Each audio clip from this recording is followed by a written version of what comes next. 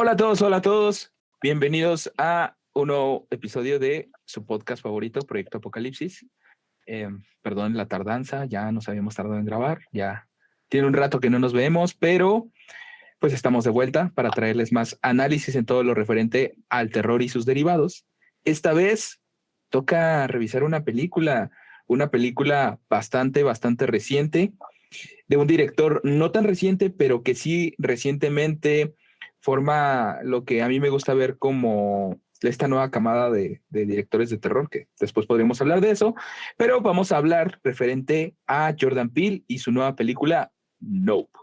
Recordemos que Jordan Peele ya tenía trabajos anteriores hablando de películas de terror. El primer caso está Get Out y su segunda película que se llama Us. Ahora este 2022 nos sorprende con Nope, así literalmente Nope. Y justamente es lo que vamos a abordar en el tema de hoy. Pero antes de empezar, quisiera presentarles a, pues, nuestros camaradas, ¿no? Esta gente que nos acompaña tan bonita, tan bella y que siempre vamos a tener en este proyecto. ¿Sale? Pues entonces tenemos a nuestro querido Gerardo, a nuestro querido Manuel, a nuestro querido Ugla y pues justamente, ¿no? Quiero empezar a preguntarles qué les parece Jordan Peele, qué les parece No, qué onda, ¿no? Platíquenme, qué onda.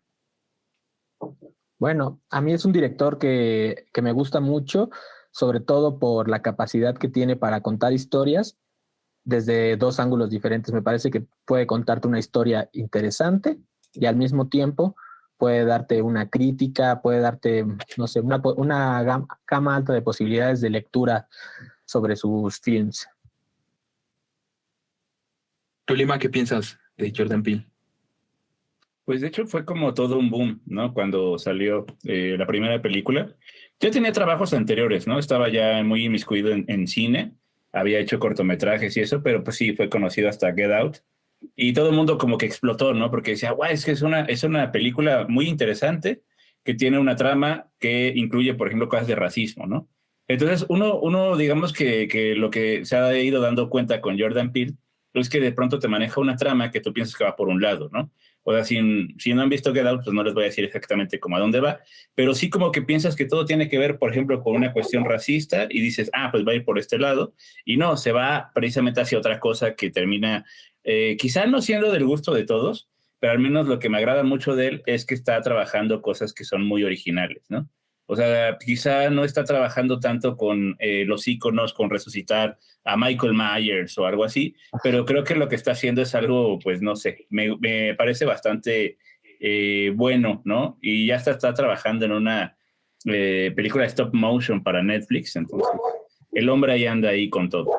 Sí, es bastante interesante. De ahí porque por eso mencionaba de esta nueva camada donde podemos meter incluso pues al buen Ari Aster, ¿no?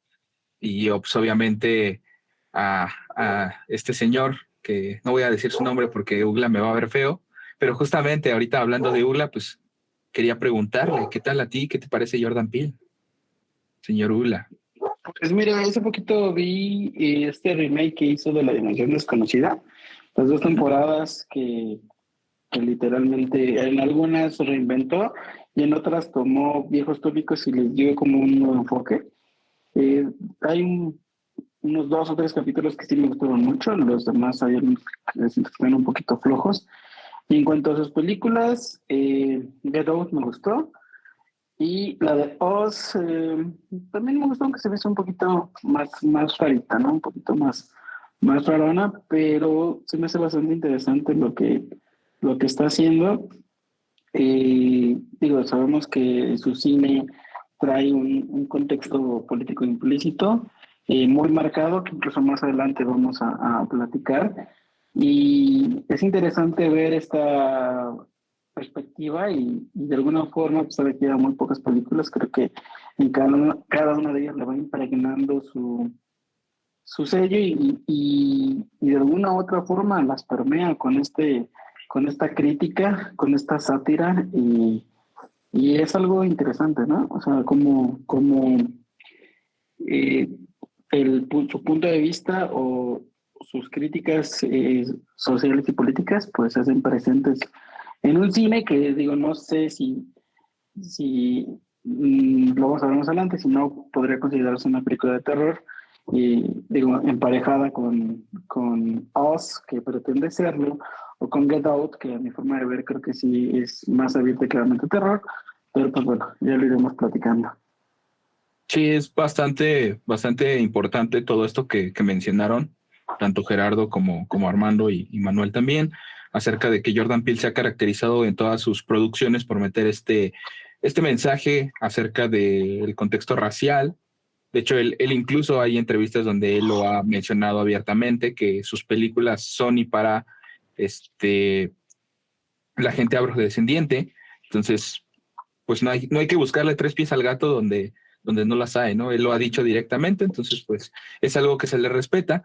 Sin embargo, yo creo que tiene bastante mérito el hecho de que incluso no sabiendo ciertos contextos, creo que hay películas que se disfrutan bastante bien sin necesidad de estarle buscando, a pesar de que lo tiene, signos, simbologías y todo eso, como lo puede ser justamente, ya hablamos de Ari Aster y de este otro señor que lo voy a mencionar, Robert Eggers, que no le cae muy bien a Ugla, pero justo, ¿no?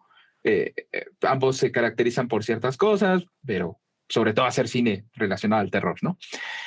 Pero bueno, ahorita centrándonos un poquito más en esta producción, Nope, pues, híjoles, creo que es una de las películas que me ha sorprendido. Yo, después de justamente de su película anterior que es Us, donde trata un poquito de cosas un poquito más confusas, podría decirlo así, me pareció refrescante esta nueva propuesta que tiene acerca de cine, que ahorita lo platicaremos más a fondo, si es de terror, ciencia ficción o qué diablos es, pero que toma muchas cosas, híjoles, referentes a pues varias cosas implícitas, valga la redundancia, en la literatura, ¿no? Pero pues antes de empezar ya metiéndonos más a la película, pues quería preguntarles a ustedes qué tal les pareció Nope, cómo ven la premisa de Nope sin spoilers, como tal. Bueno, a mí me pareció genial, me parece una película que, como bien dices tú, se sostiene por sí misma sin el lenguaje interpretativo, es decir, uno la puede ver y aunque no entienda la crítica o el efecto subversivo que quiere meterle el director, aún así la película logra transcurrir con bastante buen ritmo, pese a que tiene una duración amplia. Sí, son casi 2 horas, me parece. Sí. Un poquito más de 2 horas. ¿Tú, Gerardo? La verdad fue extraño, ¿no? O sea, yo iba como sin saber de qué iba la película. Solamente había visto que como que se volaba un caballo y dije, bueno, creo que tiene que ver con ovnis, ¿no? Entonces, sí, estuvo interesante eso, ¿no? Y los ovnis siempre me han dado miedo, ¿no? Entonces dije, creo que va a estar bastante interesante.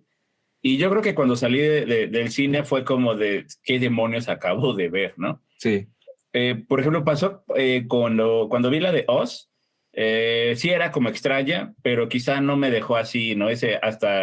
Hay una parte que me recuerda a un video de Michael Jackson, ¿no? De We Are the World. No les voy a decir más, pero We Are the Children, ¿no? Así como que parece en esa parte de la película. Pero no, sí fue como muy peculiar, ¿no? La sensación que yo tuve. No me daba miedo, ¿no? Pero creo que en ciertos puntos la tensión es muy buena. Y creo que eso es una de las grandes cosas que hace Jordan Peele, ¿no? O sea, siempre sientes esa tensión de decir, bueno, no sabes qué demonios va a ocurrir, qué es lo que va a pasar. Sientes, por ejemplo, o sea, a grandes rasgos, lo que trata la película es como de una amenaza que está por ahí, ¿no? Pues sobre el rancho, no sabes si es un ovni o no, pero todo se empieza a ser muy, muy opresivo y eso me parece muy genial, ¿no? Solamente que ya cuando salí, yo no puedo decir que sea buena, mala o no sé, hollywoodense, porque sí es hollywoodense. De hecho, hasta hay muchas críticas, ¿no? sobre Hollywood. No sé, se había dicho hace unos días, ¿no? Nos comentaba en una plática aquí Armando. O sea, toda esta onda de criticar precisamente el sistema de Hollywood. Pero no sé, o sea, realmente la película al menos vale mucho la pena para descubrir una narrativa quizá original, ¿no? O sea, original o que está jugando con cosas originales, las mezcla y tiene muchas cosas, ¿no? Y yo sé que Ugla nos va a decir por qué es un weird western y demás. Ya lo veremos, pero Pero justamente, qué bueno que le das la palabra a Ugla. Ugla, ¿a ti qué te pareció así a grandes rasgos? Pues fíjate que Oz no me gustó tanto. Get Out, sí, como dije hace ratito, esta es larga, pero creo que lleva un muy buen ritmo. Y, y creo justamente que una de las principales virtudes que tiene es que juega y mezcla muchas cosas. De hecho, eh, hay una escena donde juega con la cuarta pared, que es bastante curioso cómo la despliega y cómo se burla del espectador y cómo te manda un mensaje bastante implícito. Digo, ya más adelante lo comentaremos. Pero me pareció interesante, muy entretenida, como les decía, yo no sé si esto es terror.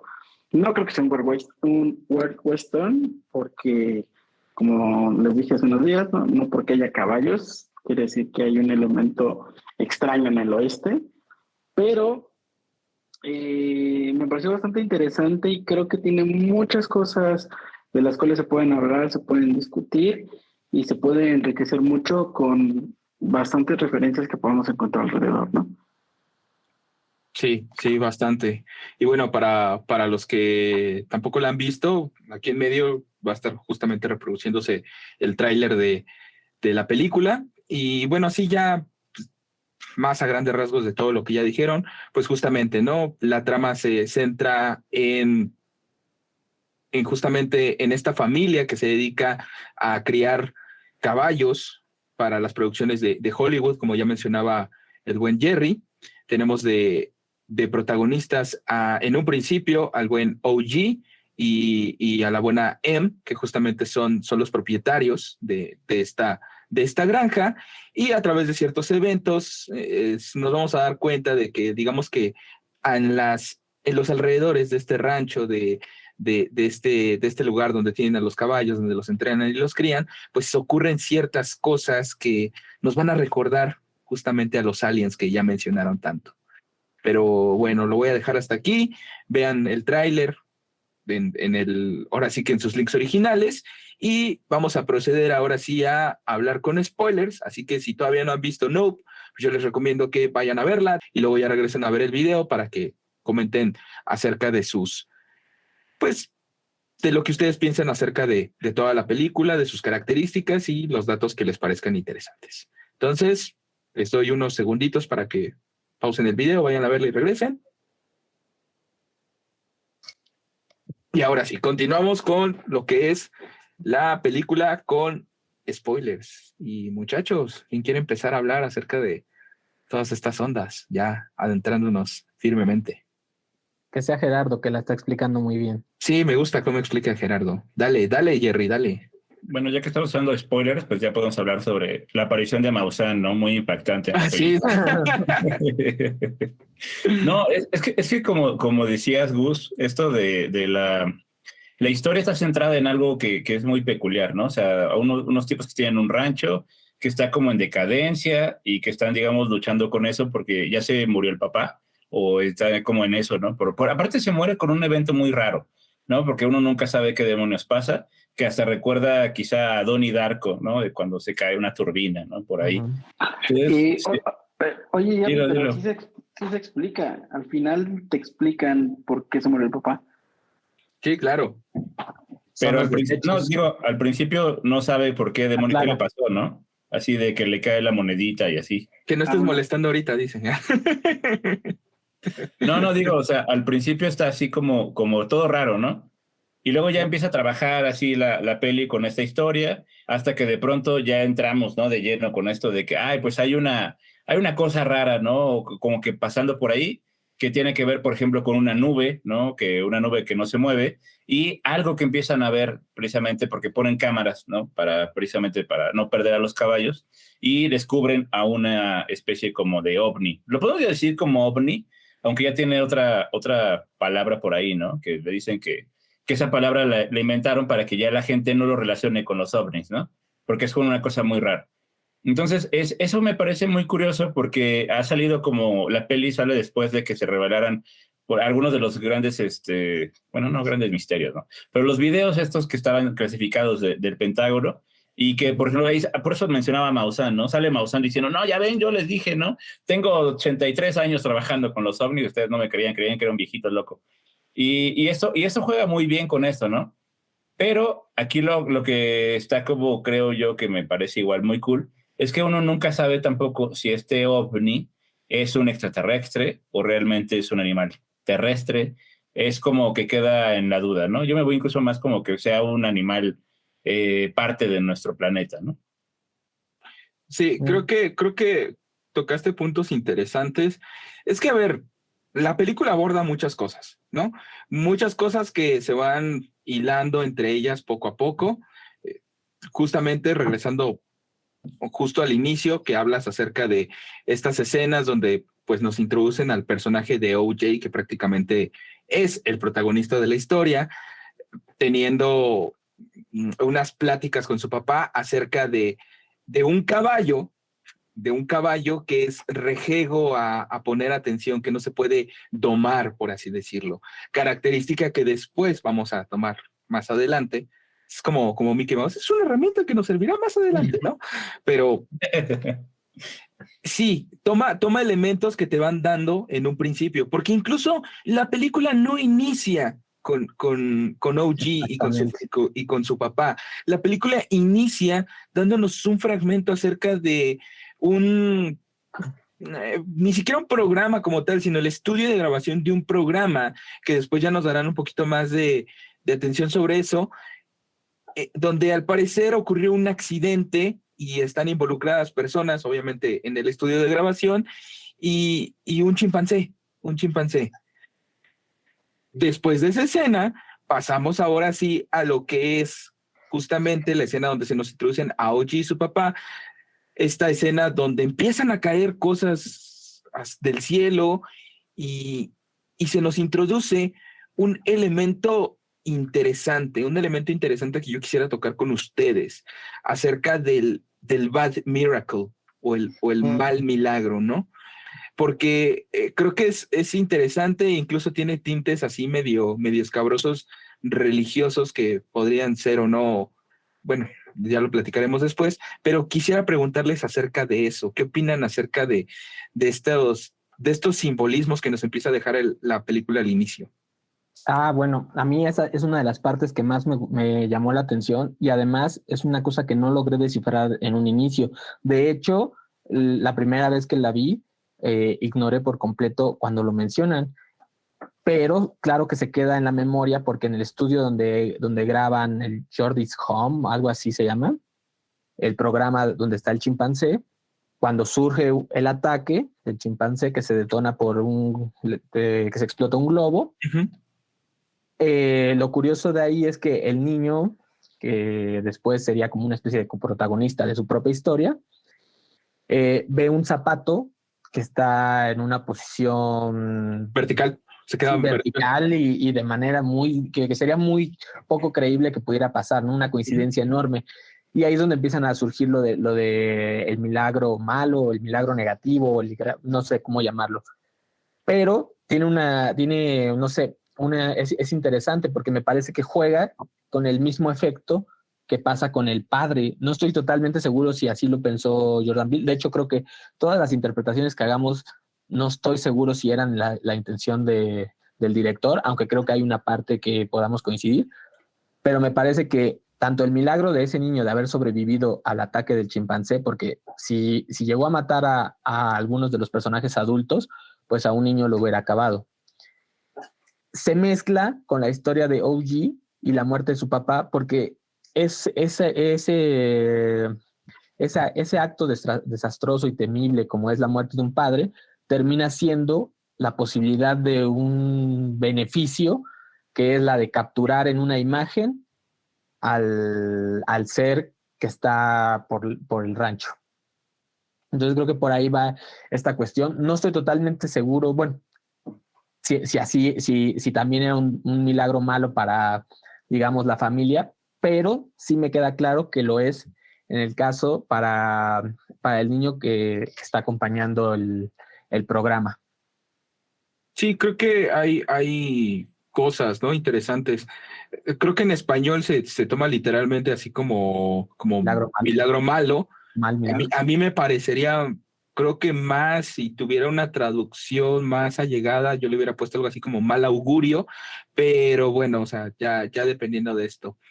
Pero pues me gustaría también a saber la opinión de Ula en ese sentido. ¿Qué te parece de esta onda de los malos milagros y esta onda que pasó en las películas? Fíjate que hay algo curioso.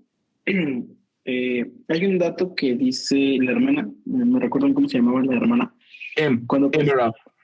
Bueno, en la película de cuando presenta su discurso en Hollywood, utiliza, ay, se me fue el dato ahorita, igual se me ayudan a complementarlo, pero utiliza una imagen que es muy famosa de la cinematografía, que dicen que la primera imagen que fue capturada en cine fue la de un caballo. Sí, la del ¿sí? jockey. Uh-huh. La del jockey, y que su papá, el papá del papá de ellos, fue la persona que entrenó al caballo que aparece en esa escena. Es algo bien curioso porque Light Barron tiene un cuento sobre películas malditas, sobre películas perdidas, de metraje perdido, que habla de esa escena, donde a un descendiente de esta persona, se me fue el nombre ahorita se los paso, guarda estas imágenes y la premisa de esta historia es que estas imágenes las presentaron en una sala y como las presentaron, las imágenes causaron mucho furor y la gente tuvo demasiada fe o demasiada creencia, miedo, porque ocurrió algo mientras las proyectaban, al punto de que se piensa que esas imágenes tienen atrapada la energía de la gente. Entonces mandan a un cazarrecompensas a que busque esas películas porque en ellas pueden encontrar develar uno de los misterios más grandes de la cinematografía, ¿no?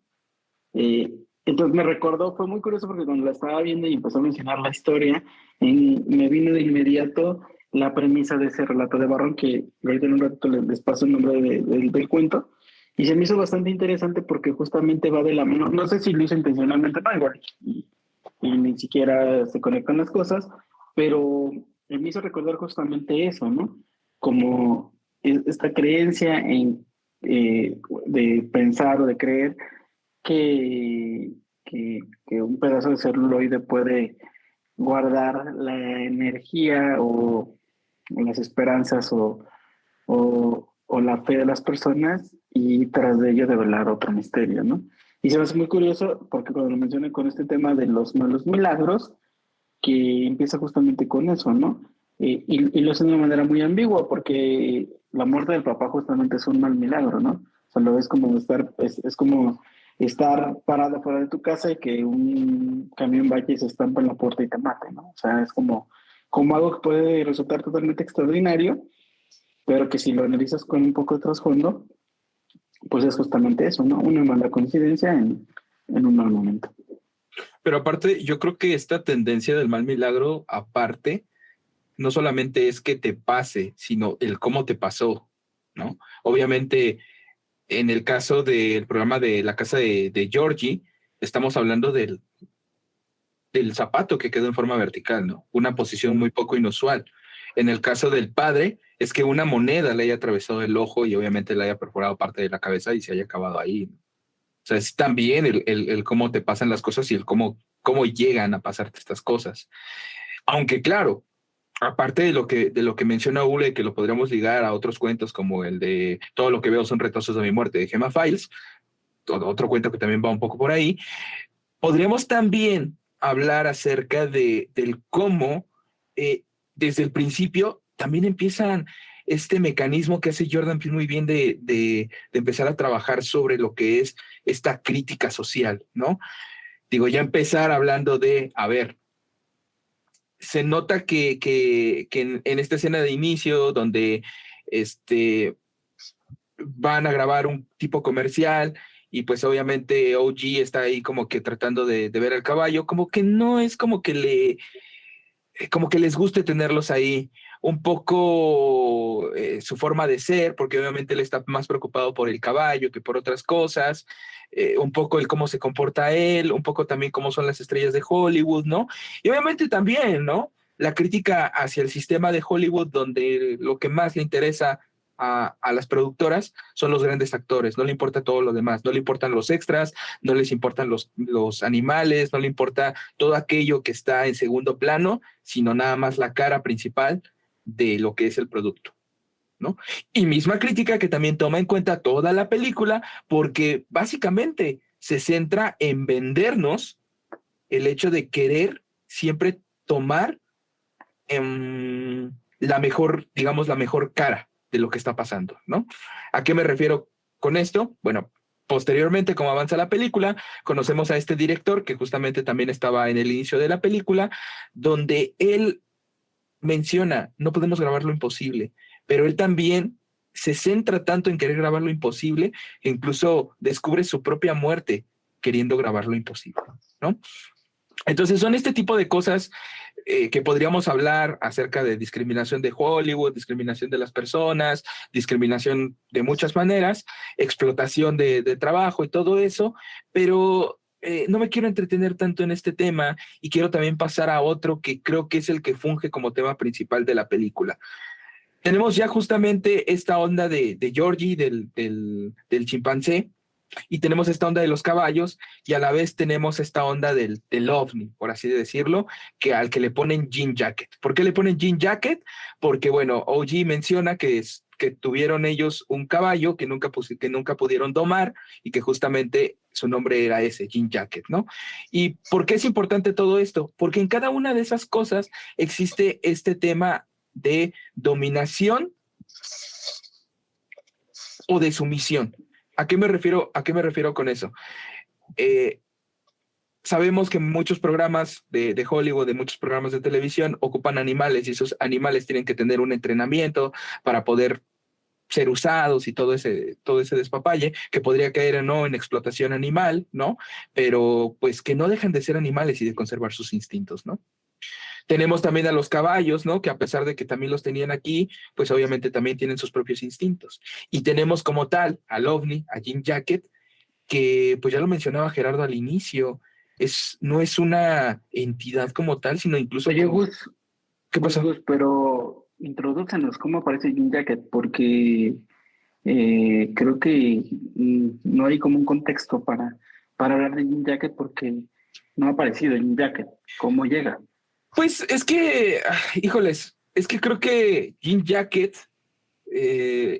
va ligado con todo esto acerca de la dominación, porque tenemos este personaje que ya menciona Manuel, como se me olvidó el nombre del personaje, que es interpretado por el cuate que le hizo de Glenn en Walking Dead, por cierto. ¿No? Ajá. Jupp es el chavito, ¿no? ¿El niño? Sí. Donde justamente él nos habla que desde hace 6 meses él ha visto que cierto objeto o cierto algo que está en el cielo se lleva caballos. Esto obviamente no lo sabemos nosotros directamente. Esto nosotros lo vemos a través de los ojos de OG cuando una vez estando pues cuidando a sus caballos, él empieza a notar que los caballos están haciendo un ruido extraño. Un caballo se escapa por la noche y de repente el caballo es abducido, ¿no? Por una especie de que en un principio parece platillo volador, pero que pues en realidad no lo es, ¿no? Entonces, claro. No sé, ¿qué opinan ustedes acerca de? Sí, a mí me parece, esa fue la primera aparición, que es, vamos a decir, donde empiezan a entremezclarse las historias, que como bien dices, las historias están entremezcladas por toda esta idea de la explotación, de la sumisión y de la crítica. Pero me parece que justo ahí es donde empieza a detonar, lo vamos a decir, lo ominoso de la película, porque ya te llama la atención de inmediato qué es lo que pasó. Y es cuando nuestro personaje principal, OG, decide platicarlo con su hermana y les llega esta idea de querer hacer algo con él, que es muy curioso, que es algo así como hay que llevarlo a Oprah, me parece que hay que tomarle una imagen, capturarlo y volvernos famosos, que eso sigue siendo parte de la crítica de Jordan Peele, que es vamos a hacer algo arriesgado para lograr el éxito. No sé, creo que Gerardo tiene ahí algo que decir. No, dice. No estoy de acuerdo.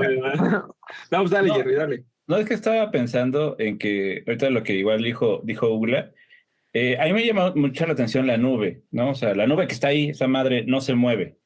Y pienso, ¿no? O sea, porque tampoco lo explica, que quizá es como su especie de guarida, ¿no? Porque estamos con una criatura que no quiero decirle como celestial, porque eso ya abarcaría cosas igual religiosas, pero no sabemos de dónde sale, ¿no? Porque tenemos, por ejemplo, lo que dijo Gus, esta cosa de que sí hay mucha relación con los animales, los caballos y el changuito, ¿no?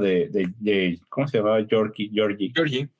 Y esto se me hace como muy peculiar, ¿no? O sea, realmente es como estamos viendo un animal, pero pareciera que su guarida es en una nube, ¿no? Y eso, no sé por qué, por ejemplo, estaría como camuflada, quizá como la onda pensar en un camaleón o algo así, ¿no? Que no lo puede ver precisamente pues, los seres humanos. Y eso se me hace como bastante peculiar, ¿no? Pero me estaba acordando también de que al inicio de la película hay un verso de la Biblia, no me acuerdo cuál. Ah, claro, sí. ¿No? Pero se menciona algo también de los ángeles, ¿no? Entonces, y en algún momento... ¿no?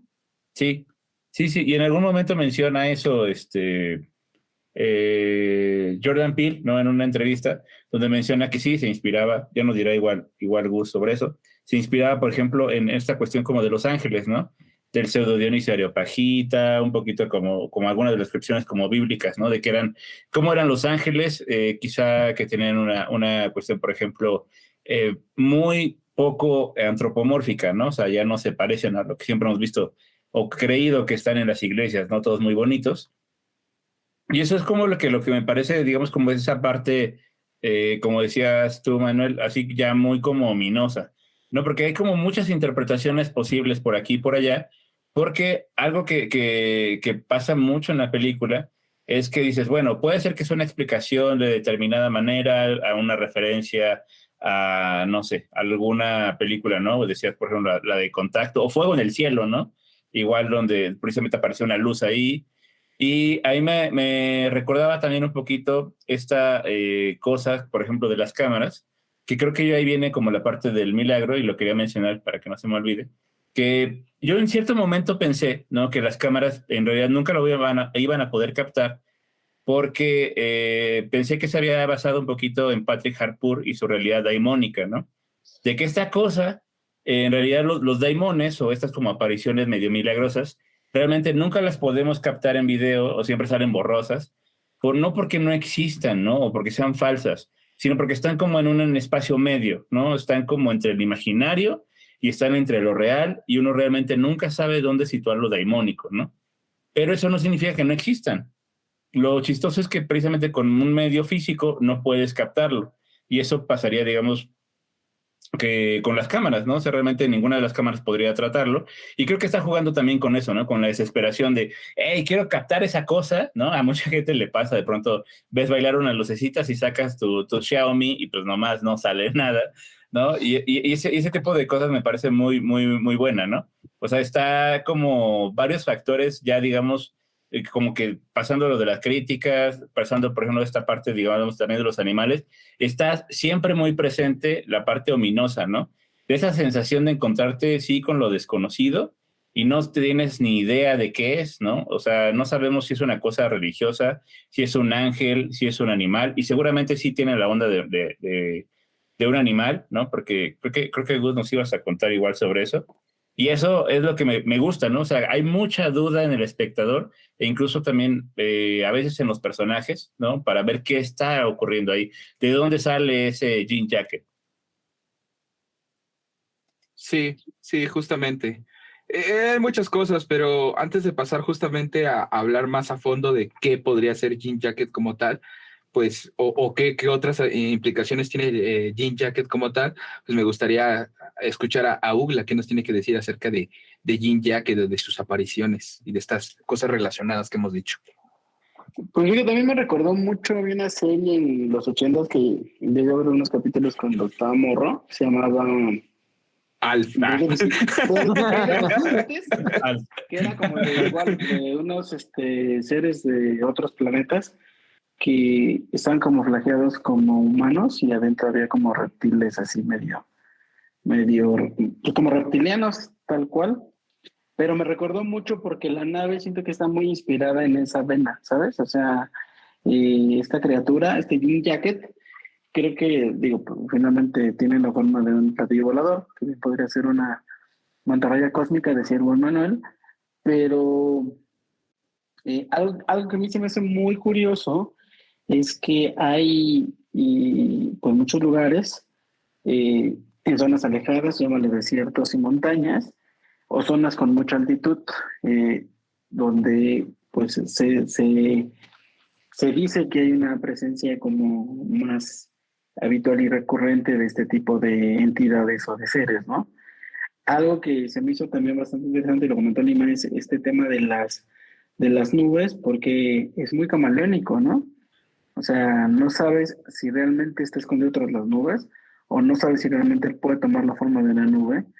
Y de alguna forma también, por cómo se va desenvolviendo, te das cuenta que ha sido cíclico. No sabes cuánto tiempo lleva ahí comiendo caballos o comiendo cosas y no sabes, de hecho creo que eso hubiera sido bastante explotable, ¿no? Si en ese territorio algún momento hubo un antecedente de desapariciones o de ganado, ¿no? Y parte también de, pues se mete un poco con el tema del mito, siento que se mete un poco con el tema del mito porque en muchas otras historias, en muchas otras películas, siempre que hay una desaparición o hay algo inusual, se le atribuye algo eh, ominoso o sobrenatural, ¿no? Que en este caso, más allá de especular que puede ser un yeti come caballos o un hombre del desierto que come caballos, la manifestación y la materialización es más tangible, ¿no? Entonces, cuando se manifiesta como un platillo volador gigante, eh, eh, creo que el director conjuntaba cosas muy interesantes, ¿no? Por un lado, todo este tema ufológico del que hay tanto una tradición literaria y una tradición cinematográfica increíble, como el paralelismo que tiene todo esto en la realidad, ¿no? Toda esta gente que argumenta, que dice que ha visto, ha sido testigo, se ha manifestado, ha presenciado manifestaciones de esto, ¿no? Y sobre todo lo que dice Gerardo, ¿no? Este concepto de Harpur, que está como a la mitad, y creo que es algo con lo que se juega, no sé si intencionalmente, pero se juega muchas veces dentro de la película en las diferentes confrontaciones que hay con este ente, ¿no? O sea, con este Jean Jacket, hay escenas muy curiosas en donde la confrontación queda como a la mitad, ¿no? Y eso lo hace también bastante interesante. Sí, es complicado porque podríamos aquí hablar horas acerca de todas estas cosas. Miren, yo voy a ser muy arriesgado en a lo mejor lo que voy a decir. Creo que mucho de lo que Jordan Peele trata, o por lo menos lo que yo manifiesto que pienso que trata, es acerca sobre la explotación que hubo racialmente. ¿Por qué? Porque habla mucho acerca de la domesticación. Uh-huh. En cuanto a lo que dice Ugla, si hay antecedentes de Jean Jacket, creo que lo único que se nos menciona, aparte de la secuencia inicial en donde caen pedazos, que es donde muere el papá de OG, es que van a retomar la búsqueda de unas personas que estaban haciendo senderismo por los lugares, ¿no? Entonces, es como el único antecedente que tenemos. Aparte de eso, no tenemos otro antecedente, pero ¿por qué me atrevo a decir que hablamos de domesticación? Porque, bueno, podríamos pues tal vez hacer teorías acerca de que Jean Jacket es una especie de, pues, de animal que estaba por ahí, que obviamente se alimentaba de ciertas cosas, pero hubo un momento donde justamente llegó este cuate, se me fue el nombre otra vez del coprotagonista del vaquero, se me fue, ¿no? donde él menciona, desde hace 6 meses, cada viernes le doy un caballo para que se alimente. Entonces, eso habla acerca de una domesticación. Puede escucharme tal vez romántico, pero es la base del capítulo del Principito donde conoce al zorro, donde le dice, si tú vienes cada día a las 4 de la tarde, desde las 3, empezaré a emocionarme, ¿no? Creo que iba algo así. Obviamente no me sé la cita tal cual del Principito, pero es justamente la base de eso. Y hablando obviamente sobre la base de la domesticación, la base de la domesticación fue eso, era de darle alimento a los animales para que ellos empezaran a acercar a ti y obviamente acostumbrarlos a darles un alimento cada cierto tiempo, eso iba a hacer que tuvieran confianza en ti. ¿Qué pasa después? Obviamente tienes 6 meses que darle una ofrenda o darle un caballo para alimentarlo, pero de la nada, pues también tienes esta historia paralela donde tanto OG como M tratan de descubrir qué es lo que está pasando y al tratar de descubrir qué está pasando, arman un plan donde le ponen un caballo falso. Caballo falso que OG toma y obviamente se molesta, le hace daño porque lo explican. Es material inorgánico, se molestó y ¿con qué se agarra? Pues con el espectáculo que está montando el otro, ¿no? Se agarra no comiéndose el propio caballo, sino comiéndoselos a ellos. Claro, además de que hace una imagen muy fuerte que es esta lluvia de sangre, que es increíblemente una escena muy bien lograda de terror. Me parece que es genial. Y justo el hecho de lo que comentas, Gus, sobre la domesticación, creo que mucho de esto trata sobre esto. Uh-huh. Jordan Peele habla sobre la domesticación de los caballos, de las personas, uh-huh, de los niños, uh-huh, y creo que de esa entidad alienígena, celestial, ominosa, como queramos llamarla. Y creo que justo va ahí el hecho de querer domesticarla. Así como un caballo te podría soltar una patada o como un chimpancé te puede poner agresivo, es el hecho de no domesticar a lo que no puedes controlar, ¿no? Justo tenía una reflexión muy rápida sobre el chimpancé. Creo que tú sabrás muy bien, Gus, por todos tus conocimientos sobre animales, que en algún momento se le enseñó lenguaje de señas a algunos chimpancés. uh-huh.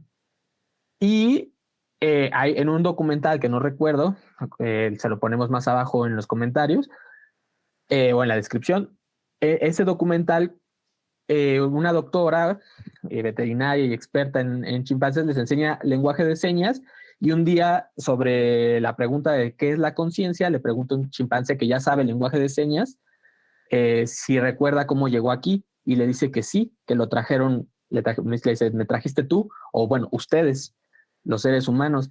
Y justo creo que ese es el detonante, que por lo menos me gustaría creer que así es, de por qué el chimpancé reacciona al globo. Los cazadores furtivos normalmente, eso lo sabrás bien tú, normalmente iban por los chimpancés pequeños para poder domesticarlos, a los grandes los mataban y los balazos seguramente le recordaron en algún momento al chimpancé esta idea del ataque y de haber perdido a su familia o lo que sea, ¿no? Entonces, ese detalle de la domesticación, la explotación a los animales, bueno, explotación en general, porque creo que justo el chico que después quiere montar el espectáculo, me parece que es un resultado más de la explotación, porque él desde niño está ahí, de hecho, ahí habría que ver cuál es la teoría de por qué el chimpancé no lo ataca, ¿no? Hay muchas posibilidades. Y eso creo que eso hace de la película muy sustanciosa y muy disfrutable. Sí, justamente, ¿no? Y bueno, antes de darle la palabra a Gerardo, que también por ahí tiene algo que decir, hablando de la domesticación y de los animales y todas estas cosas que por naturaleza tienen, hay una escena bastante explicativa que me gustó mucho. ¿Por qué? Porque hay una regla general en cualquier animal, con cualquier animal nuevo que te acerques. No los veas a los ojos, porque eso en el lenguaje, los animales, El ver a los ojos es retarlos, ¿no? Entonces,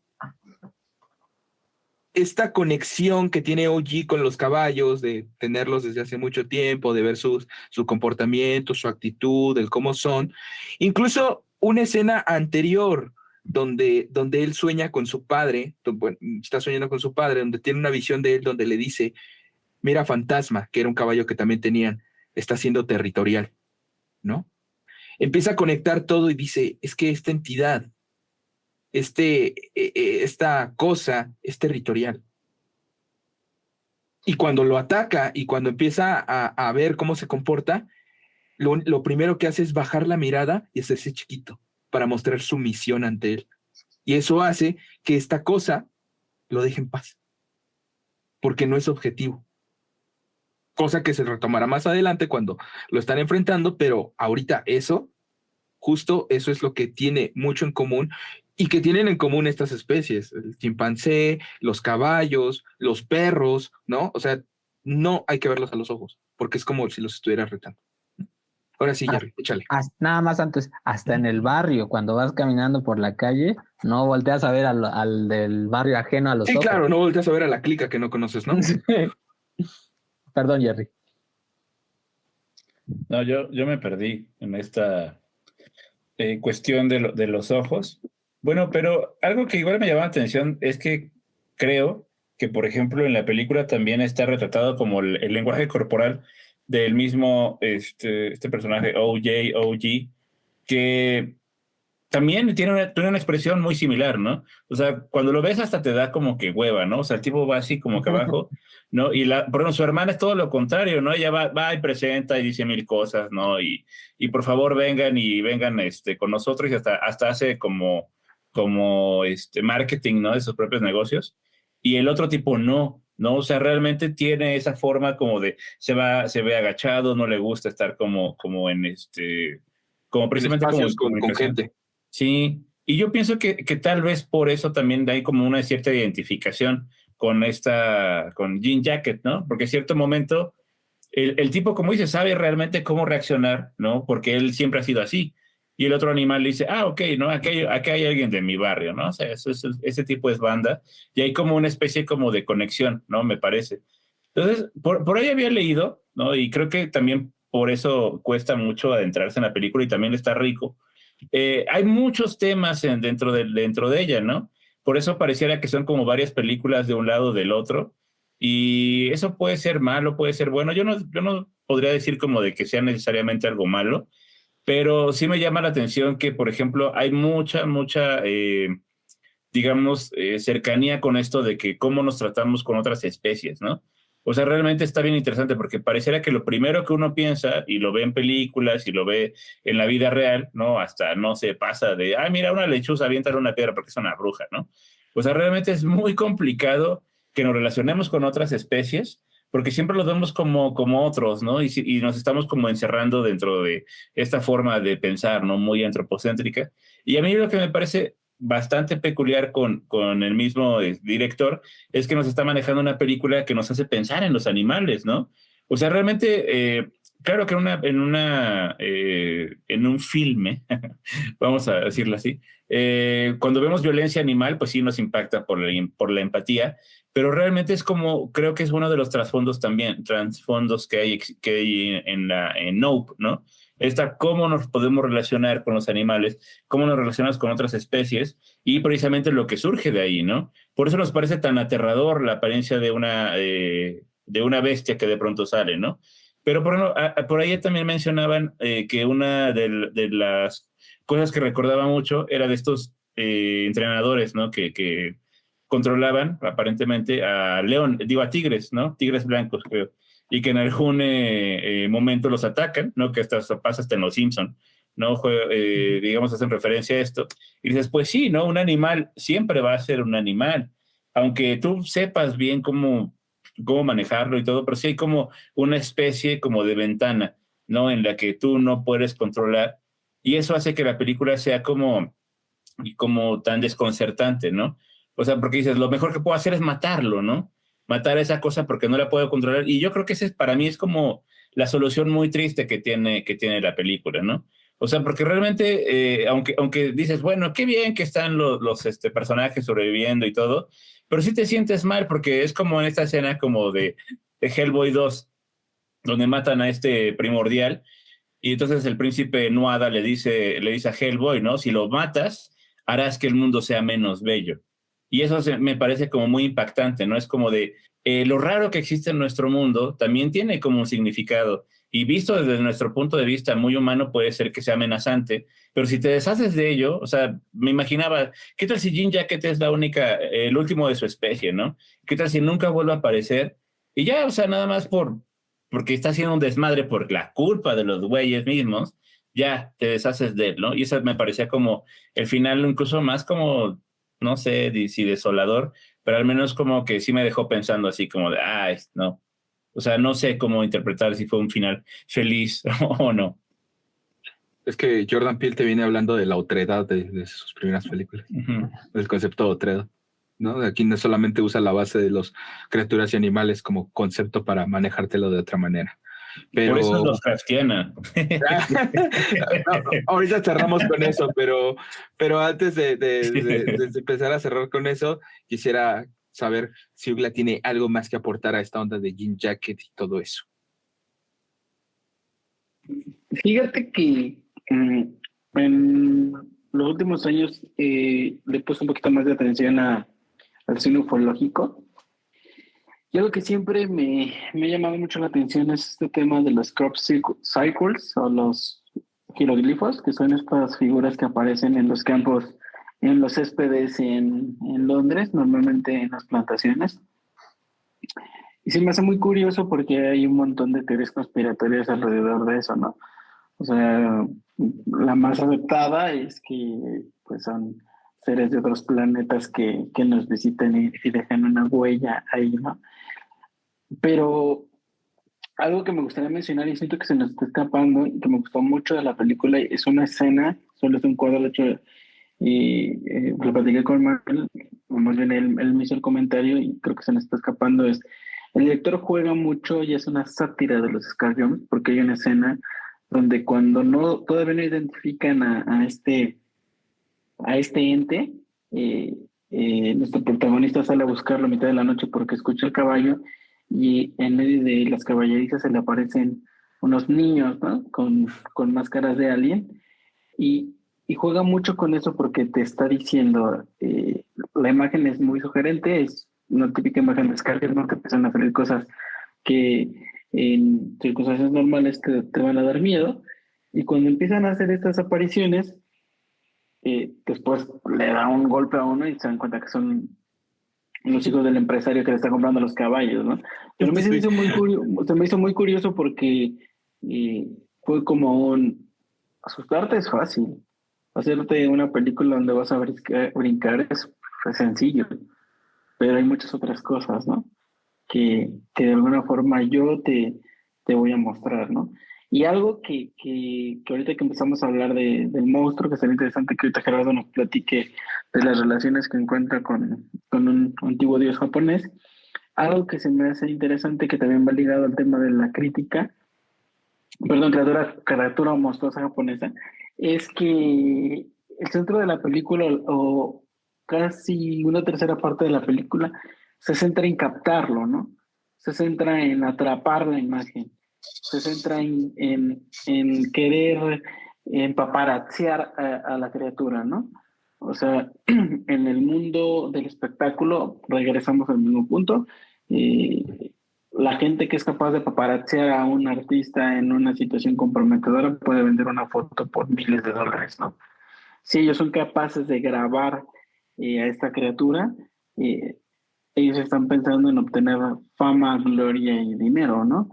Y a la vez un montón de likes, ¿no? Entonces es una crítica y a la vez es una paradoja porque creo que un tema tan, no sé si ancestral es una buena palabra, creo que no, pero creo que un tema tan presente en nuestra sociedad o tan presente en nuestra historia como especie, al menos en los últimos 2 siglos, sigue teniendo el mismo impacto, ¿no?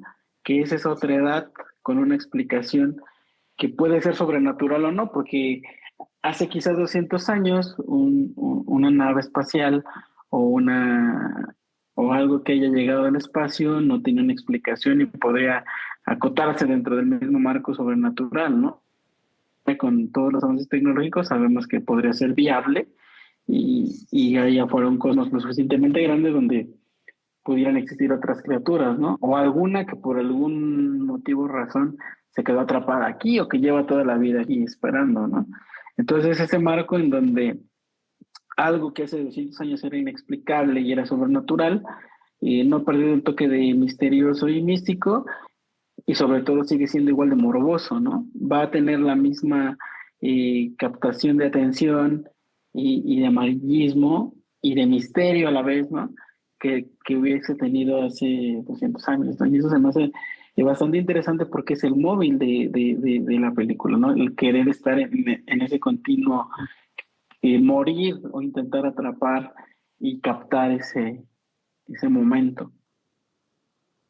Y se me hace curioso porque volvemos a la escena donde empieza la película, que ya tengo el dato exacto. La hermana habla de Edward Muybridge, que fue un fotógrafo que fue capaz de incursionar porque fue la persona que hizo la primera secuencia de cine a través de fotografías con un caballo domesticado. Y se me hace muy curioso porque empieza contando esa historia y el final de la historia de la película se centra en eso, en querer atrapar una secuencia o querer capturar una imagen en movimiento de algo que nunca se ha visto, ¿no? Y es bien paradójico porque lo que fue un hito en la historia del cine se convierte en un hito en la historia de estas 4 personas que están dispuestas a morir por hacerlo, ¿no? Y bueno, nada más para cerrar, todo lo vamos a agregar, el cuento que les comentaba es el de La mano de Gloria del señor Ray Doran. Y ya. Sí, sí, no, es que, a ver, creo que si nos centramos en cada aspecto o en cada particular tema que nos da la peli, híjoles, tendríamos que grabar cápsulas de 40 minutos de cada tema, porque nos da muchísimo, ¿no? O sea, nos da muchísimo, insisto, ¿no? Crítica de Hollywood, la fiebre de los likes, el hecho de querer capturar algo que nos va a dar algo, ¿no? También porque está la onda de la fama, el dinero, ¿no?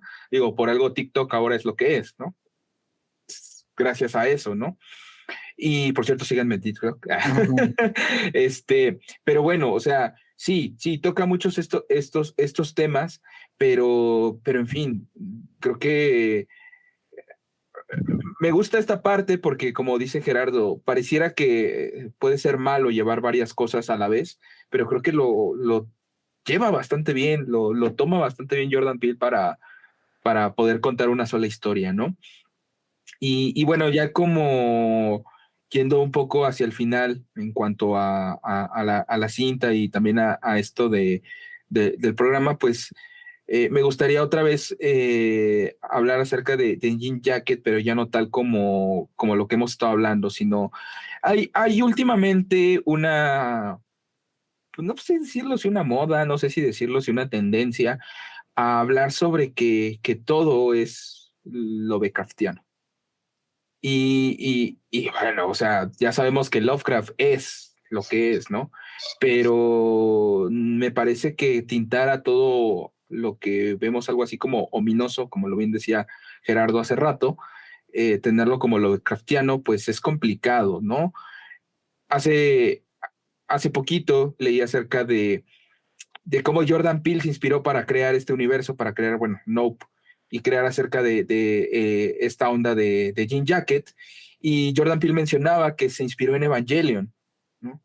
Y Evangelion toma el tema acerca de Los Ángeles. Ya Gerardo hace rato les mencionó a Pseudo Dionisio Areopagita, que justamente tiene, bueno, este libro acerca de donde dijo que, o donde separó las divinidades de los ángeles, ¿no? Tomando en cuenta a los Ophanim, a los querubines y a los arcángeles como, digamos, la primera línea más alta en jerarquía.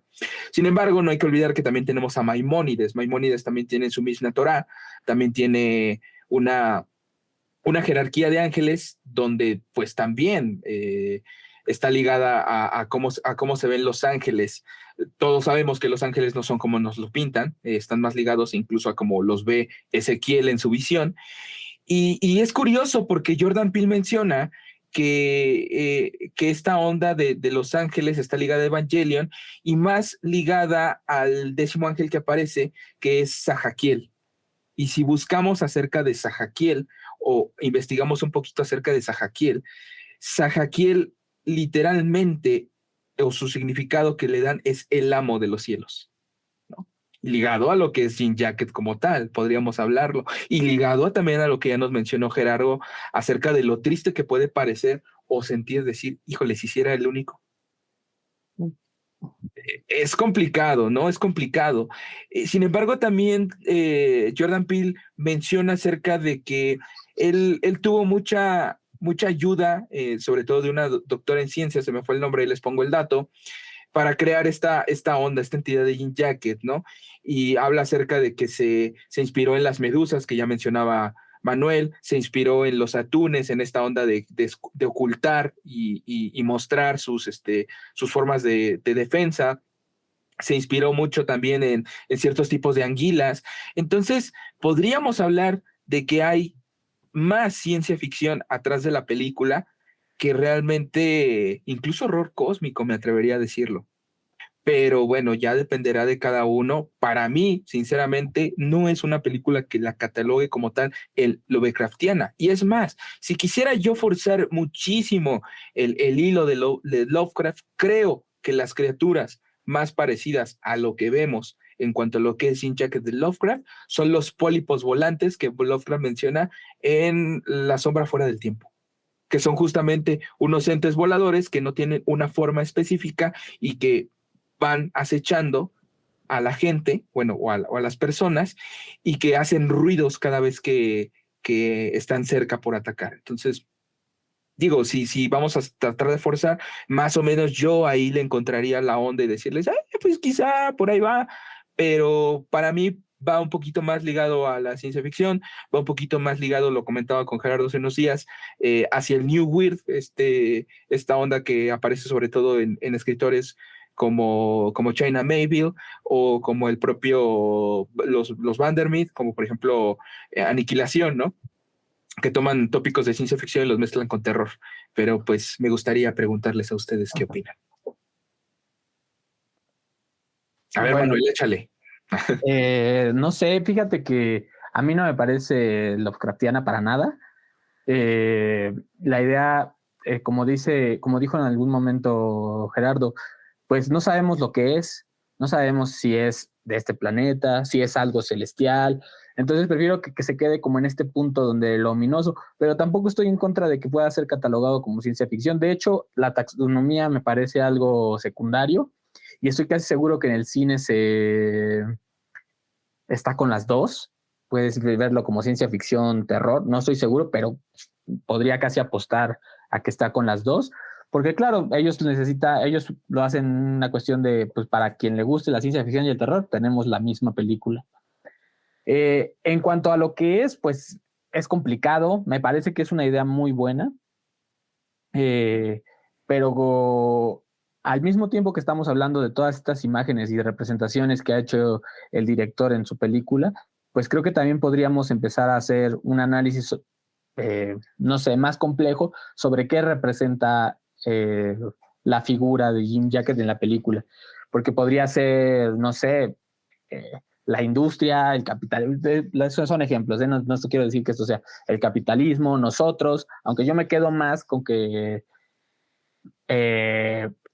Jordan Peele rompe la cuarta pared con el cazador que llega en la moto de estilo Akira, que por cierto ahí le da un gatazo a Akira. Sí, claro. Pero llega en la moto, me parece que ese personaje, que no lo habíamos mencionado, es más una representación de nosotros, porque ese casco que refleja todo, yo le comentaba a Ugla que a mí me recordó muchísimo a las obras de Jeff Koons y esta idea de que seas partícipe de la obra, y ese casco me parece que es lo que trata de explicar. Ese casco me parece que somos nosotros, y me recordó a una película que ya que ya analizamos en su momento, que es Horror in the High Desert, que es la idea de querer ir a buscar algo presionados por la fama o por ganas o por likes, y sin importar que arriesgues la vida, vas y quieres grabarlo. Y de hecho, el motociclista lo notamos. Una vez que la ve, dice, la estás grabando, no piensa en su seguridad, sino piensa en transmitirlo, porque para eso están hechos, ¿no? Es a mí, nada más para ya cerrar una cosa más, hablaba Gerardo sobre el final. A mí es algo que seguramente es lo que menos me gustó. La idea desesperanzadora que postula Gerardo me parece interesante. Sin embargo, la idea de que algo que ya se mostró tan complejo, no sé, tan fácil, fue como un recurso, fue acabarla con un globo, fue como, no sé, como muy hollywoodense. Creo que es el final que le daría Night Shyamalan a una película parecida. No, yo creo que si fuera Night Shyamalan, nos diría, todo fue un sueño y saldría Bruce Willis, ¿no? No sé, Jerry, ¿qué opinas? Esa parte, híjole, o sea, a mí sí me gustó mucho la idea de que no pudiera ser captado y como que me decepcionó, ¿no? Al final como que sí te da a entender que al final porque ve que pasa un desmadre y llega hasta una feria, ¿no? Que hace Hasta el como más alusión. allá. Sí, no, pero aparte hace alusión como a las ferias estas, ¿no? Temáticas, y ahí con un pozo, ¿no? Es como logra captar al monstruo, entidad, quién sabe qué cosa sea. Y eso dije, bueno, pues no me hubiera gustado, o sea, me parecía más interesante que no se pueda captar, porque el director, no sé exactamente cuál es la función del director que aparece ahí, aparte de, sí, obviamente trabajar para captarlo, pero en el momento en que dice eso de no se puede captar lo maravilloso, me parece como muy bello, ¿no? Eso es como de, ¿no? Realmente te da a entender también, ¿no? Que Hollywood pues, es una visión, ¿no? Nada más de lo que como una apariencia, pero lo verdaderamente bello no se puede captar y ni siquiera merece eso, ¿no?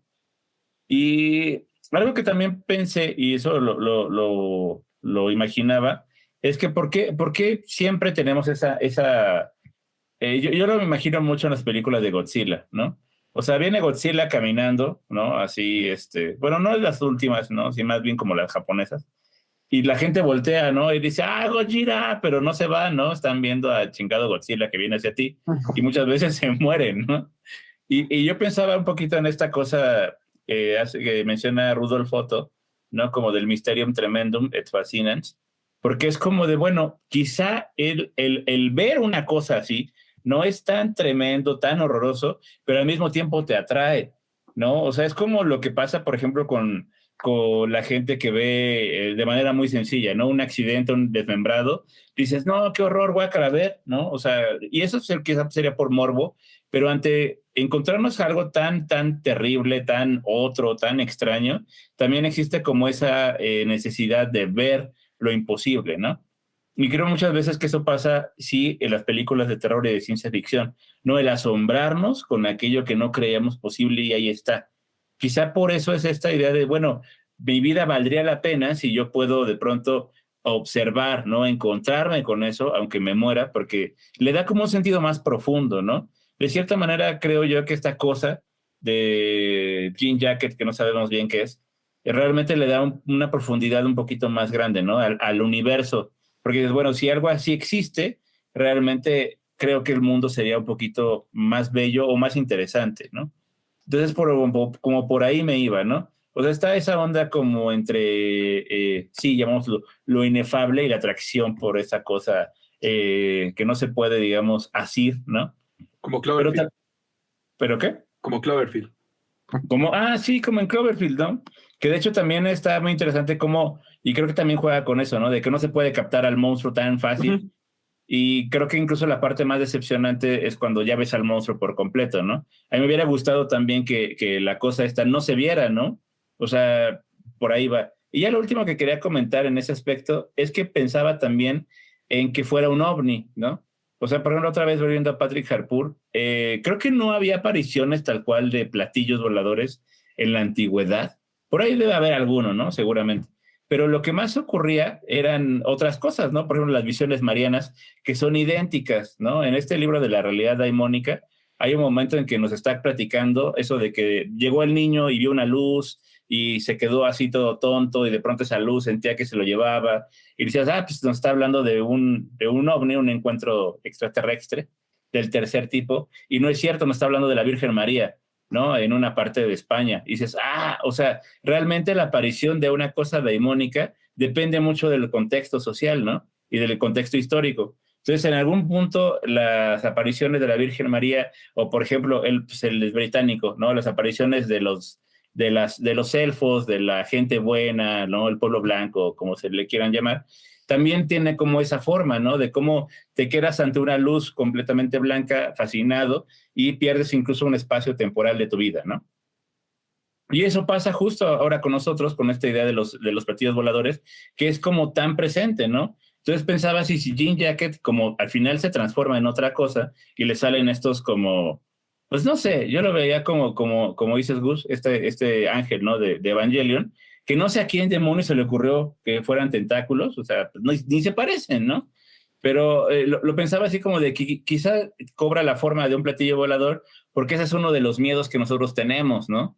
Entonces, como hacen los pandas, ¿no? Que se ponen así, igual y Jean Jacket sabe que esas cosas nos dan miedo, y por eso se convierte en un platillo, ¿no? No lo sé. Haciendo una pequeña acotación de rápido, pues, y regresando otra vez al tema de los animales tienen camuflaje, ¿no? ¿Por qué no simplemente saber que es un simple camuflaje para pasar desapercibido? Así como la nube, ¿no? Uh-huh. Sí, como la nube. Entonces, creo que, bueno, nada más como que quería así apuntar que yo tampoco creo que sea Lovecraftiana, ¿no? O sea, ya como crítica así chiquita, sí me parece de pronto bien absurdo encontrar un montón de videos en YouTube y gente que dice, esta película es Lovecraftiana, ¿no? Y eso es Lovecraftiana porque sale un otro. Yo, güey, pues la idea del terror también tiene que ver con el otro, ¿no? O sea, el monstruo de Frankenstein es un otro, Drácula es un otro. O sea, no creo yo que todo tenga que ser Lovecraftiano, ni creo que Jordan Peele sea Lovecraftiano, ¿no? O sea, no creo que vaya por ahí. Y sí se me hace como bien extraño que todo lo vean como horror cósmico, ¿no? O sea, claro, es algo del cielo y es cósmico, ¿no? Y es como de, bueno, hay películas que yo creo que sí son bien cósmicas y que están planteadas desde algún punto, ¿no? De horror marítimo, o sea, como que ya ves el mar y ya empiezas a pensar en, quizás sea Lovecraft, ¿no? Sin que digas, eso me recuerda a Hudson, ¿no? O sea, como que sí es bien peculiar que de pronto digan, todo tiene que ser horror cósmico. Yo creo que no. Yo también creo que esta película juega con muchas cosas, ¿no? Con ciencia ficción, con una crítica social, con crítica racial, bueno, más bien con críticas hacia el racismo, ¿no? Y creo que está muy, muy, muy, digamos, como no sesgada, sino muy abierta a muchas interpretaciones, que es lo que más me gusta, que es una peli que dices, tiene elementos de ciencia ficción, de terror. Yo no pienso que de horror cósmico, pero sí tiene varias cosas que uno puede pensar, ¿no? De determinadas maneras, y eso es lo que yo creo que valdría la pena, ¿no? Que la gente la vaya a ver no pensando en encontrar a un Cthulhu o así, sino otra cosa, ¿no? Sí, ya, no, ya basta como de ver que todo sea Lovecraftiano, por favor, ya, perdón. No, está bien. Ugla. Bueno, yo creo que es bien curioso porque dicen Lovecraftiano y no dicen macheniano, ni dulzaniano, Hudsoniano. ni dicen Hudsoniano, ¿no? Que son, creo, las tres principales influencias más permeables en la obra de Lovecraft, ¿no? Digo, hay muchísimas, sabemos que el señor era también bastante letrado en temas de horror y eso. Yo creo, y me voy a aventurar a decir algo que estaba pensando hace unas horas, y no sé si voy a decir una barbaridad, ¿no? Hay una taxonomía del horror que hizo Nick Land que habla del horror abstracto y que es tratar de leer o ver el horror desde un principio donde el monstruo no es uno solo, sino comparte ciertas características con otro. A nivel informático hay algo que se llama programación orientada a objetos, que es donde tú haces una abstracción de la realidad y la haces en una entidad. Y cuando tú la haces en una entidad, esa entidad comparte características, acciones, atributos y tú puedes tener N instancias de esa entidad que tú ya abstrajiste de la realidad. Si aplicamos esto al terror, yo creo que hay una taxonomía inconsciente de los consumidores de terror porque creen que todo aquello que tenga que ver con algo que no se explique su origen se va a relacionar directamente con el horror cósmico.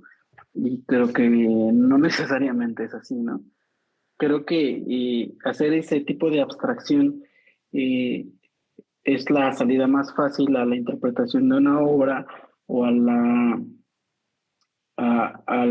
análisis, porque te digo, entonces podremos, bajo esa premisa, todo lo que sea grande y no sea explicado va a ser horror cósmico, y entonces podemos meter desde dioses paganos hasta naves espaciales, ¿no?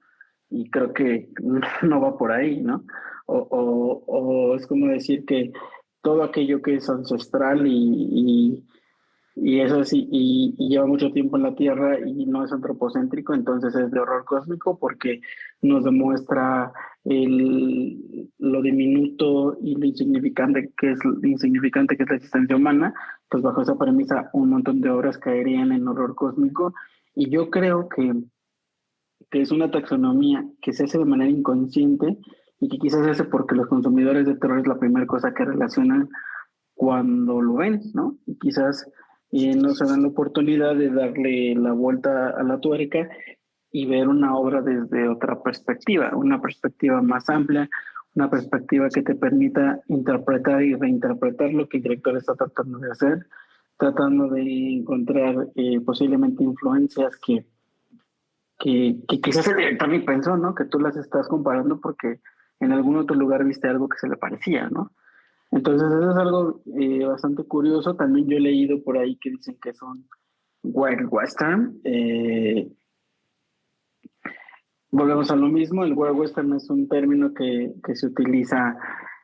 Hay un libro de Jesús Palacios donde habla del Wild Western, donde empieza a analizar ciertas películas que comparten ciertos elementos, ciertas escenografías, ciertos territorios, etcétera, etcétera, ¿no? Y que es un concepto de cine que fue principalmente arraigado en la época de las revistas pulp, donde había todas estas historias del oeste y algunas las metían en misterios, las metían en asesinatos, no todo era guerra entre vaqueros e indios.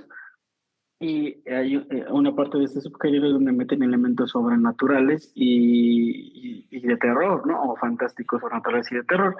Y a mí se me hace bastante aventurado decir que esta película sea un world western, porque no siento que permee ese elemento, ¿no? O sea, decir, es que hay caballos y hay un desierto, entonces es un world western, entonces volvemos a lo mismo, ¿no? O sea, te centras en que es un world western y entonces nuestro ente pasa a ser un artefacto de utilería para enfocarte en que la película quepa en esa taxonomía, ¿no? Entonces yo creo que comparte muchas cosas y es justamente lo que la hace interesante, es justamente lo que la hace bastante entretenida, y creo que también esa es su principal virtud, ¿no? Y eso es lo que hace que por lo menos a mí no se me hicieran pesadas las casi 2 horas o poquito más de 2 horas que dura, ¿no? Yo creo que una apuesta arriesgada porque mete muchas cosas, las mete a la licuadora, y creo que al final lo que nos entrega es bastante disfrutable. Y digo, yo siento que es más una película de ciencia ficción o de ficción especulativa que una película de terror, ¿no? Entonces, partiendo de esto, pues me resulta un poco más complicado compararla con algo que tenga que ver con Lovecraft. Y creo que esto es lo que tengo que decir. Pues es que sí, sí, la verdad es que de acuerdo con cada una de las cosas que ustedes han dicho, de acuerdo con todo lo que relacionan cada una de estos temas, y pues obviamente todo lo que se ha discutido acerca de los términos y de querer etiquetar y encasillar el horror como cada cosa, ¿no? Pero bueno, pues ya para terminar y no hacer esto muy largo, que de por sí ya está largo, pues quisiera preguntarles, como ya es nuestra tradición, acerca de sus recomendaciones, ya sean libros, películas, que pues puedan estar relacionadas a lo que es esta peli o a los temas que trata esta peli. Por mi parte, pues quisiera mencionar dos cosas. Una ya la mencioné en el propio video, es Evangelion como tal, vean Evangelion. La verdad, no tiene pérdida de anime, ¿no? Véanlo completamente. No es tanto relacionado a esta onda de No, pero sí de Los Ángeles y otras cosas acerca de la alquimia y otras desmadres por ahí, pero sí, vean Evangelion.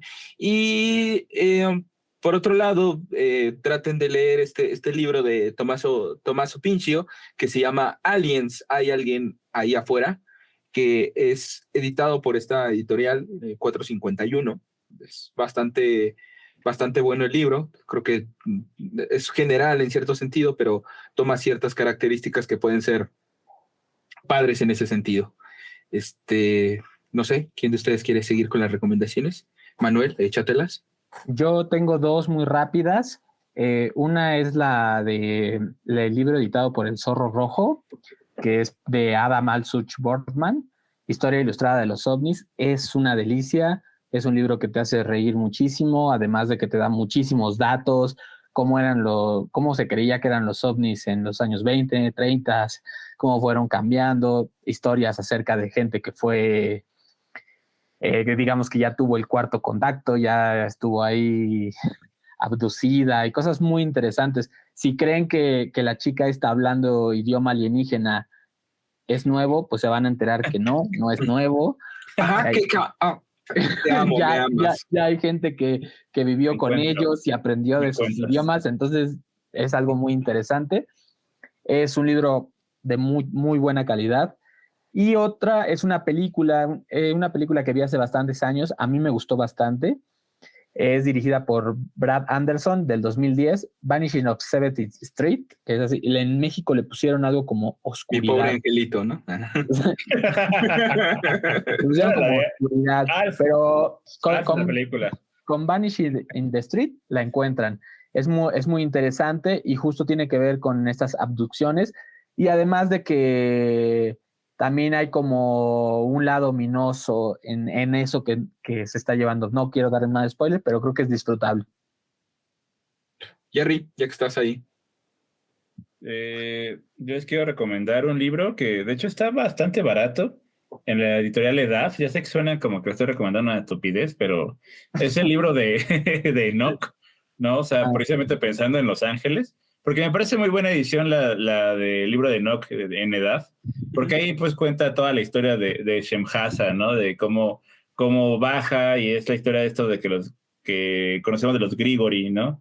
Que tienen sexo con las mujeres humanas, ¿no? Bueno, no sé si haya mujeres de otras especies, no me quiero meter, eso ya lo dirá Donna Haraway, pero tiene sexo con humanas y de ahí a partir tienen a los Nephilim, que son gigantes, y está muy cool, ¿no? Realmente se me hace bien ominoso ahí como en el tema angélico, porque yo me recomendaría leer al Pseudo Dionisio Areopagita, está bien pesadito el bro, sí se pasa, ¿no? Pero bueno, si tienen muchas ganas así de meterse, pues va. Si no tienen nada que hacer como nosotros, pues va.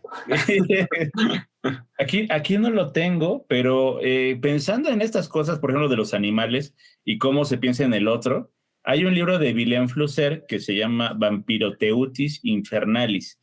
Y por cierto, ya está en español, lo encuentran en Herder y con un precio tan elevado. Y lo interesante de esto es que concibe al Vampiroteutis Infernalis, que básicamente es un teutida, una especie de molusco, no muy similar a un calamar, pero tiene creo que 8 brazos, nada más como un pulpo. Es Lovecraftiano, ¿no? No es Lovecraftiano. Suena, pero no, o sea, más bien se va en la onda de que es nuestro némesis. Y entonces concibe la historia de la naturaleza desde nuestro punto de vista, obviamente, y desde el punto de vista de un pulpo, ¿no? Y eso lo hace muy peculiar, porque, bueno, Willem Flusser también tiene una historia del diablo, le gustaba mucho jugar con eso, y entonces creo que tiene un libro muy disfrutable para entender las relaciones animales, ¿no? Y todo eso.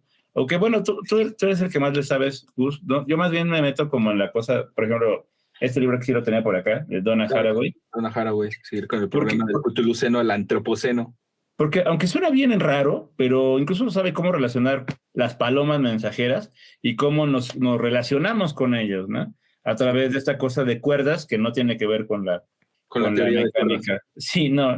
Más bien como esto, como muy bonito, pensemos en estos tejidos, ¿no? Que, por ejemplo, aparecen en culturas como la otomí o como la navajo, ¿no? De eso que se estructura un largo, como una telaraña, que conecta a las familias, a las personas, ¿no? A partir de una conexión muy intrincada y muy, muy hermosa, ¿no? Y ya nada más, hay una novela de Strugatsky que pensando, es que me fui como por los animales, porque me parece muy interesante. Sí. Perdón, no, Strugatsky no, de Tchaikovsky, de Adrian Tchaikovsky. Que por cierto, sí está el nombre es igualito Sí, al del compositor, ¿no? Entonces no se vayan a ir por esa onda, pero bueno, ya rápido. Ese se llama Herederos del Tiempo, ¿no? Porque es una novelota que trata sobre cómo en un planeta, en lugar de caer humanos, iban a caer creo que chimpancés para desarrollarse, lo que termina desarrollándose son arañas. Entonces, la novela trata de cómo se desarrollan las arañas a partir de una superalimentación de oxígeno, y eso me parece como muy cool, ¿no? Interesante para jugar con eso. Entonces, creo que eso recomendaría mucho. Y vean Alf, ¿no? Por si también. Alf es la más ominosa. Ugla. Bueno, yo les recomendaría que vieran esta serie de B Visitantes, sobre todo la versión ochentera, que me parece que estaba en Amazon. Es bastante interesante. Y hay un libro que no me ha llegado, que hace poquito encargué, que se llama Taxonomía ET, que es como un libro que trata también de ir explicando eh, con fotos reales y fotomontajes toda la evolución que ha tenido este tema de los seres alienígenas y los humanoides.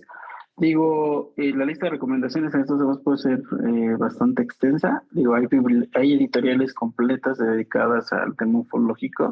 Hay por ahí hace poquito también conseguí una guía de cine ufológico de los años 60. O sea, fueron los 50 y los 60 fueron años muy fructíferos para todo este cine. Entonces, hay pues mucho de dónde ver. Y bueno, pues yo les recomendaría que le echen un ojo a estas dos recomendaciones. Pues listo. No sé si tengan algo más que agregar. Pues si no tienen nada más que agregar, pues muchas gracias a ustedes por vernos, ¿no? Por escucharnos, para los que nos estén escuchando, y pues a ustedes, Proyecto Apocalipsis, ¿no? Obviamente. Y también que nos den su opinión, ¿no, Gus? O sea, si claro, están en totalmente. contra, si dicen, esta película sí es Lovecraftiana, pónganlo. Sí, ¿no? claro, pónganlo ahí en los ¿Por qué no? comentarios, pónganlo ahí. Les recordamos igual que tenemos su página de Facebook, nos pueden buscar como Proyecto Apocalipsis, y justamente ahí también nos pueden publicar, decir, ahí ya estarán viendo cualquier otro tipo de cosas referentes al proyecto.